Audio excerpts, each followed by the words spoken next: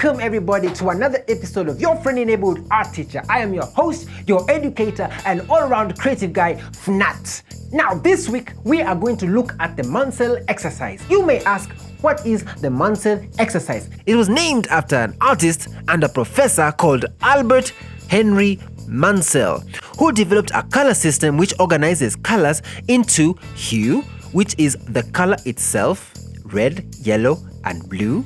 Value, which is the lightest, with black being the lowest in value and white being the highest in value, and intensity of the color.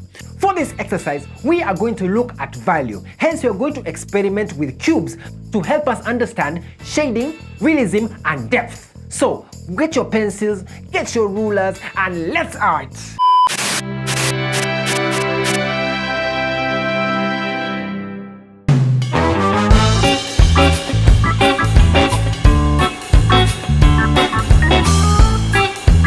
We will use 3 cubes, cube 1 being white, cube 2 being gray, and cube 3 being black.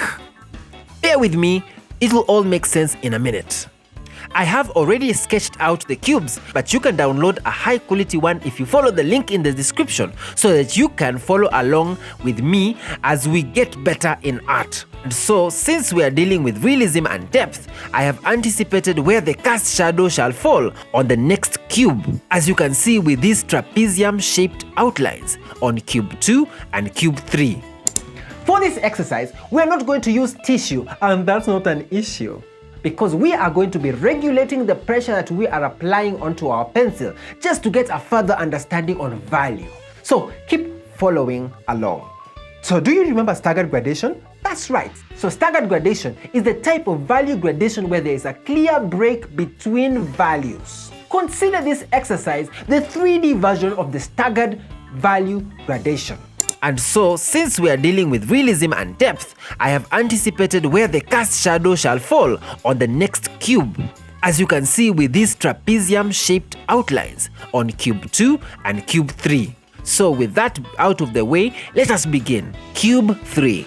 We shall start with the darkest cube for obvious reasons. Cube 3, which is the black cube or black in color, the cube with the lowest value of tone. We shall place our light source directly pointing horizontally from the left. Let us start with the core shadow, the area or face that is hidden from the light. This will be the darkest part of the drawing.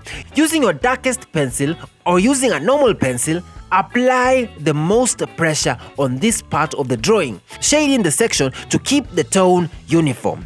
Since the light is coming directly from the left, each cube will cast a shadow on the following cube so that you can find that cube 1 will cast a shadow on cube 2, and the same for shadow on cube 2 being casted on cube 3.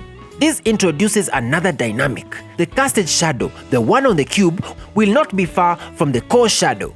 So for cube 3, we are going to shade around the trapezium shape that represents the casted shadow of cube 2.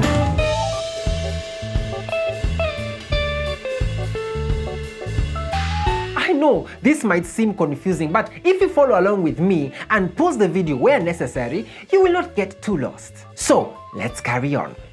So reduce the pressure a little bit and shade in the cast shadow, maintaining a dark tone.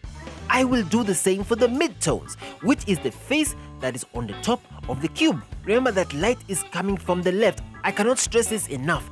And 2, this cube 3, is black in color. Let's go to cube 2, which is gray in color. This will represent our midtones, the color between black and white. We will start with the core shadow, which will be dark, but not as dark as the core shadow of cube 3. Remember, this cube is gray in color. Reduce the pressure of your pencil and shade around cube 1's cast shadows outline. Reduce the pressure of your pencil and shade around cube 1's cast shadows outline. For cube 1's cast shadow, it will be closer to cube 2's cast shadow because it will still be dark, so shade it in carefully.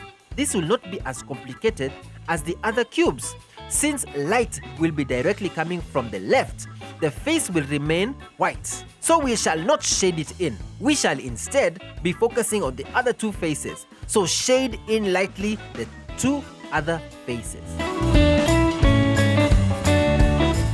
Now you will notice that we haven't been shading in the cast shadow on the surface that the cubes have been placed on. This is the bit that will bring this illusion together. Remember, the cubes are of different colors, white, grey and black, but the surface is of uniform shade. So the tone of the shadow on the table will be uniform in tone. So use the same pressure across the cast shadows.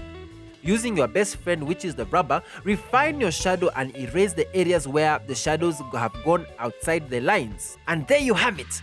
Practice along over and over. Print out as many sketches and practice. And you will learn how to create depth and realism using shadows. Remember to tidy up your work area and share your amazing piece of art with your parents. I want to leave you with this note that every artist started out as an amateur. So don't worry if your cubes look funny. Keep on practicing. Remember, practice makes perfect. And I'll catch you in the next one. So until then, see ya!